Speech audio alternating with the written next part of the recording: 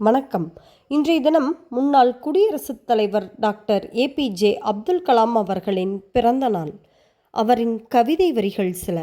நான் பிறந்தேன் ஆகாய உச்சியில் பறக்க, நான் ஒரு பொழுதும் பூமியில் தவழ மாட்டேன், தவழவே மாட்டேன்.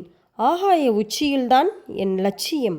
பறப்பேன் பறப்பேன், வாழ்வில் பறந்து கொண்டே இருப்பேன் என்ற மக்களின் கனவு நாயகன் அவர். அவர் வெற்றிக்கு காரணம் அவர் கண்ட கனவு. அந்த கனவின் மீது அவர் கொண்ட லட்சியம், உறுதி, முயற்சி, உழைப்பு அவரை வெற்றியடையச் செய்தது. பிறப்பு ஒரு சம்பவமாக இருக்கலாம், ஆனால் இறப்பு ஒரு சரித்திரமாக இருக்க வேண்டும் என்று அவர் கூறிய பொன்மொழிக்கேற்றவாறு வாழ்ந்தும் காட்டியவர் அவர். தமிழ்நாட்டின் கடைகோடியில் இல்லை, இந்தியாவின் கடைகோடியில் பிறந்தவர். உலகையே திரும்பி பார்க்கச் செய்தவர்.